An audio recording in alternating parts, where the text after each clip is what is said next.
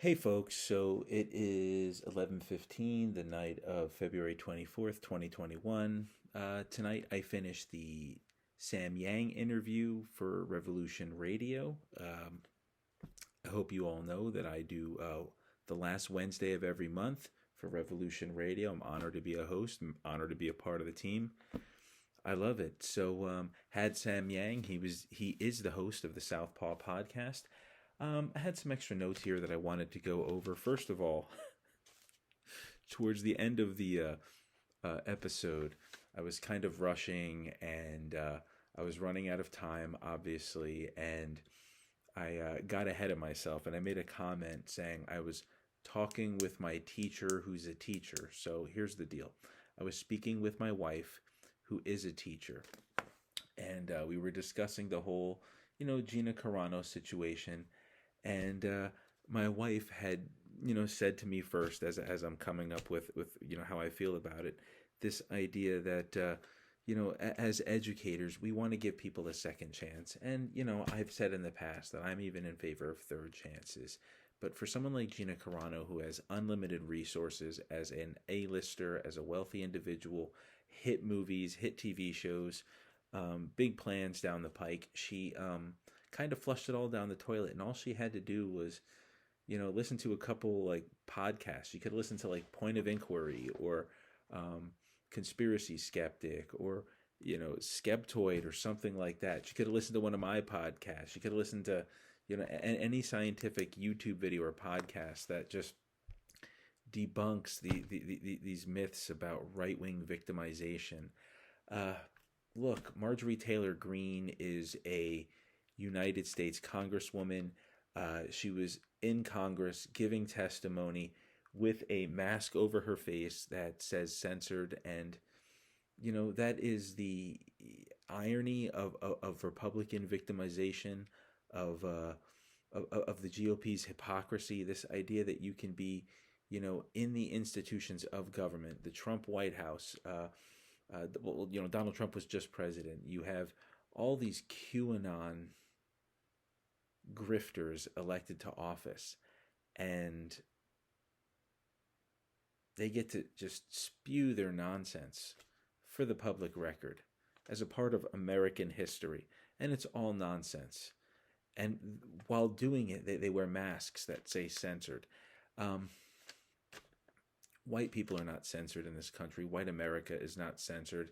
These are the myths perpetrated by the recently deceased Rush Limbaugh, which I didn't talk about him.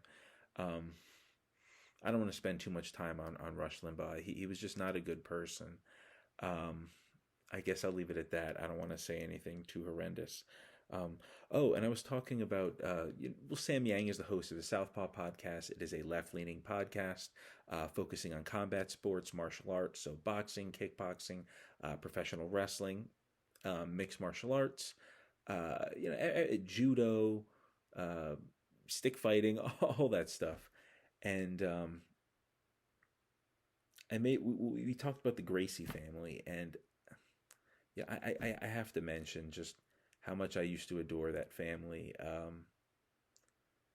Just this idea of being small and having the knowledge and the know-how of the human body and being able to break people down and seeing it, because at the end of the day, Brazilian Jiu-Jitsu is legit, grappling is legit, whether you study catch wrestling, Jiu-Jitsu, Nawaza Judo, or any of that stuff. More power to you. I wish I spent more time on martial arts.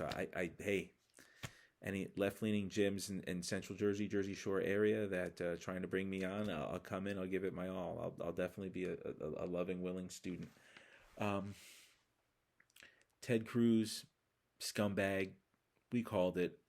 I knew it. He's been a scumbag for years. Let Donald Trump trash his dad. Let Donald Trump trash his mom. He's a man of no principles. Just a snake willing to get ahead. For all his religious supporters, he's the serpent. He's the deceiver. He's the opportunist that is solely out for himself, that is willing to step on other people to further himself and further his career. And I don't like making claims about politics, but I have to say, Ted Cruz, he's never going to be president. He's just such a coward. Um, Republicans need to be better. I say this to my conservative students. Republicans need to be better. Democrats need to be better, but Republicans, some of their leaders need to show like just basic humanity, compassion for basic human beings. This Texas leadership, including Ted Cruz, is just heartbreaking. It's I don't even want to waste the energy at this point trashing them because it's just sad. I don't even know what to say other than that. Um, no, what were we gonna say? So if you listen to my my interview on Southpaw episode 49, where I talk about conspiracies, white privilege, and so on and so forth, at 50 minutes and 55 seconds, I talk about the right wing whining about political correctness, and I make a bold claim saying that political correctness isn't real, unless it's a conservative trying to, cancel Nike, or some fundamentalist church trying to bring someone down. Political correctness isn't really a thing on the left. It's people on Twitter, right? Gina Carano is complaining about people on Twitter. The right wing is complaining about people on Twitter. The CPAC this year, America Uncanceled. Who's canceling them? It's not the left. This is corporate America.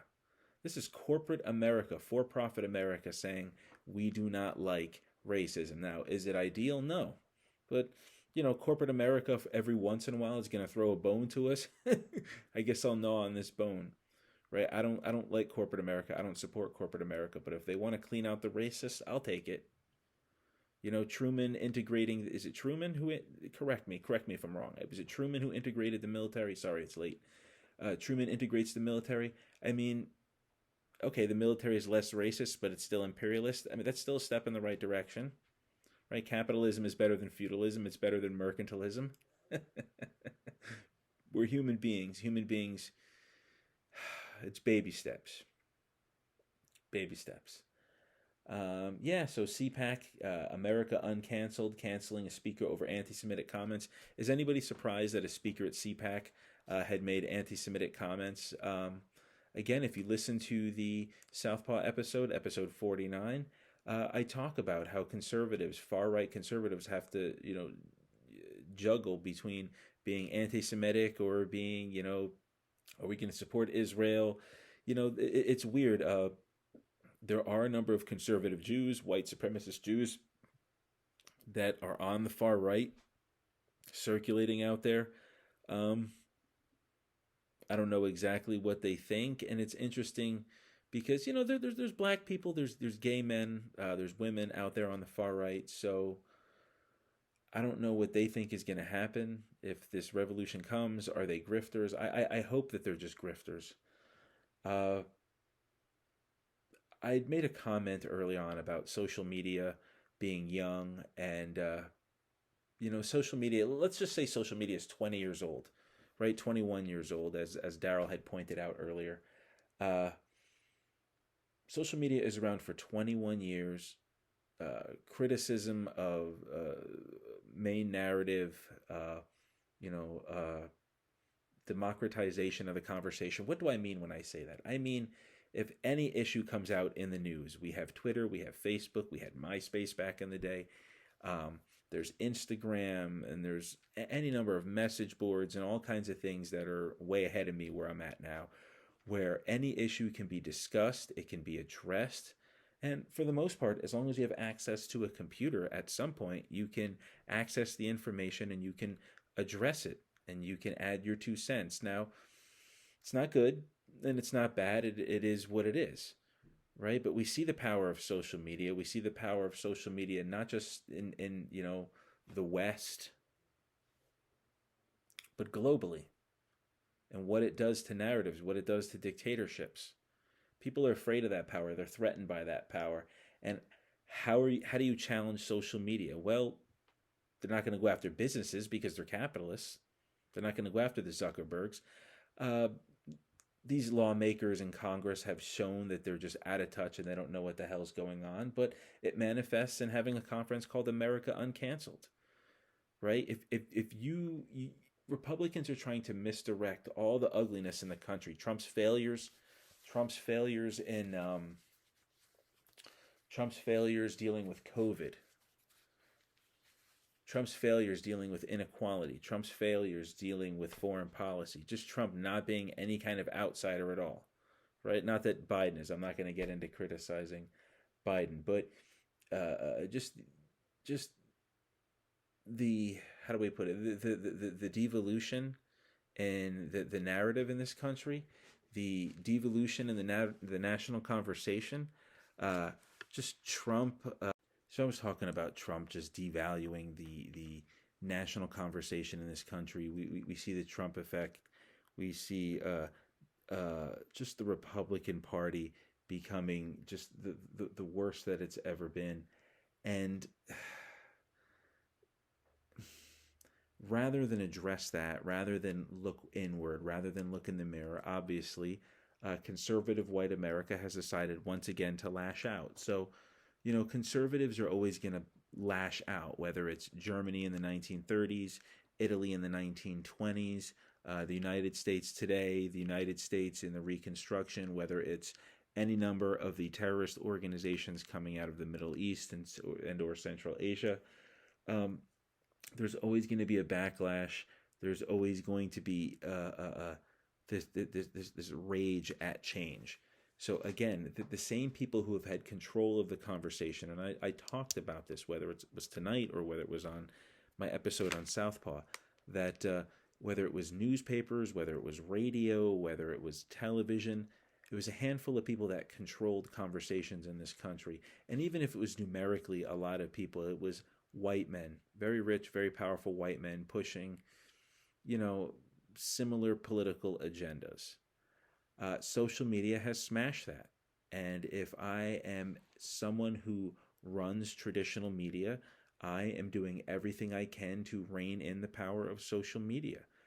When I talk to my students, I tell them about the Orson Welles World War II radio, fracas skit, whatever you want to call it. That was such a supposed frenzy. Now, people did get scared, and it did rile people up, but it wasn't as bad as it was later claimed to have been. So the issue was there were newspaper companies, and newspapers were the traditional, power on, big kid on the block when it came to giving out information, dishing out the news, and radio was the new kid on the block that was giving out information for free. Well, if you're the newspaper guy whose money is in selling newspapers, you don't want the radio giving out news for free. So after the whole Orson Welles, War of the Worlds debacle, newspapers went nuts trying to discredit him, trying to discredit radio as a credible news source, but in reality, they couldn't fight change. Just like today, that you can't fight the internet. We just need traditional media to do better with its internet presence. I don't want to go down that rabbit hole about, I'm just never going to pay for the news, but I don't want to go down that rabbit hole. So again, conservative white America not wanting to give up the narrative. So what is that going to look like? How is that going to manifest? One way is misdirecting all of us, getting us not to pay attention on any of America's problems and getting us to buy into some nonsense about America uncanceled, whatever, where they already canceled an anti-Semite. I mean, I can keep talking about that. It's ridiculous. It was amazing getting to talk about Sam. Things I wish I could have talked to Sam about. Number one, paranormal and woo beliefs in the martial arts. Just, like it's Street Fighter or a Kung Fu movie, jumping high, being able to block weapons with your hands, shooting fireballs, levitation, telekinesis, whatever the heck it is.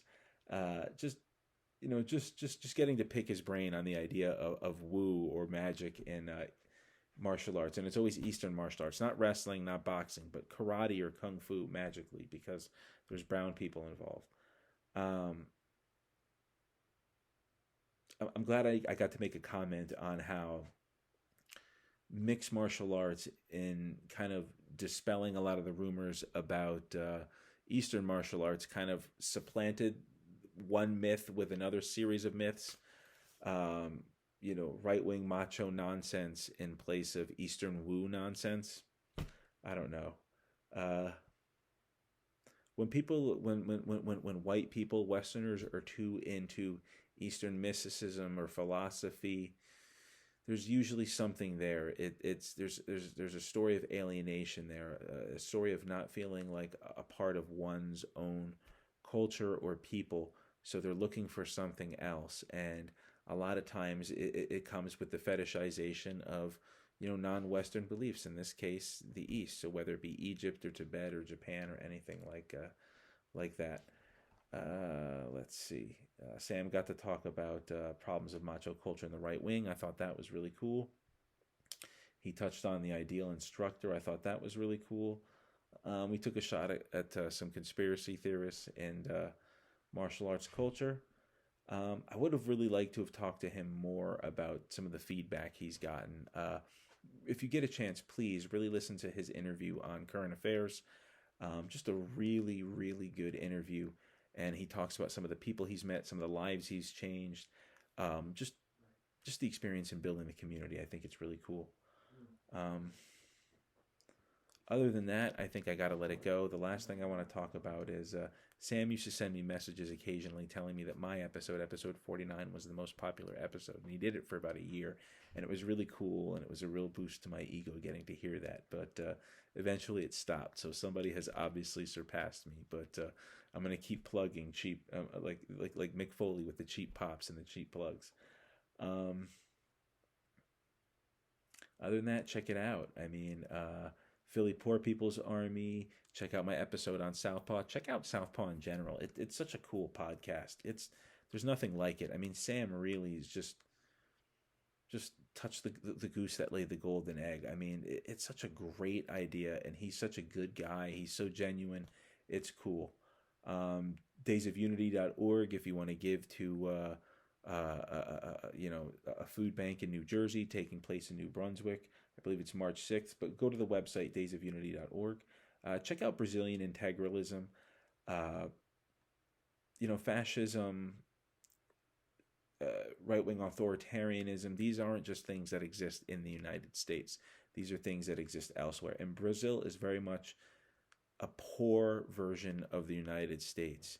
Um, you know, Sam made a comment about racial diversity in Brazil. Uh, in the United States, black people are about, I mean, I'll be generous and say,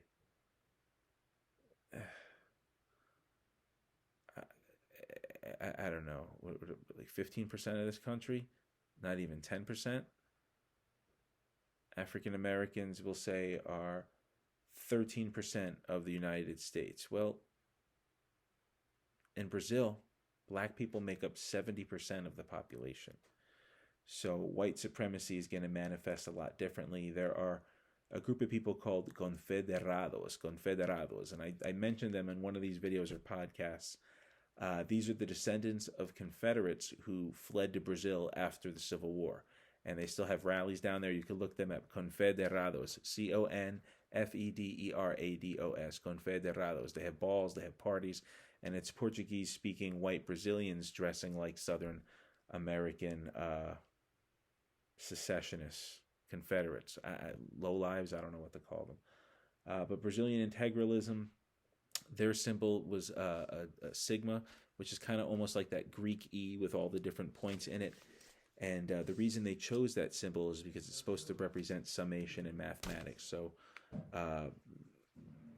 the founder of integralism, I believe his name was Plinio Salgado, he chose that because he believed his multiracial fascist belief system as the summation of humanity, as these fascists tend to do.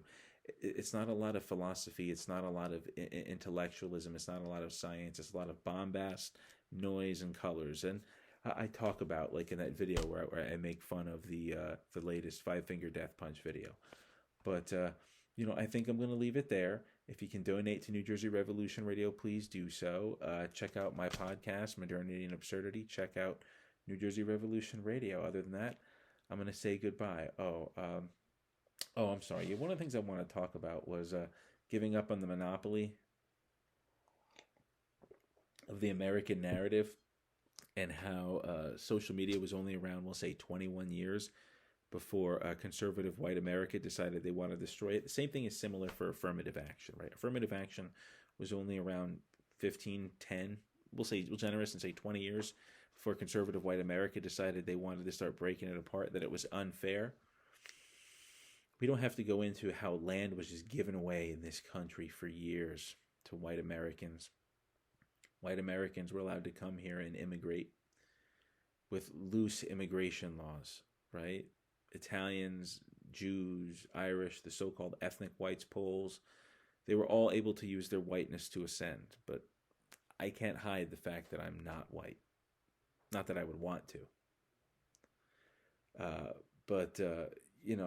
Just to give some anecdotal evidence or a point, my wife was watching a documentary, and Chuck Yeager was a pilot who never got to be an astronaut.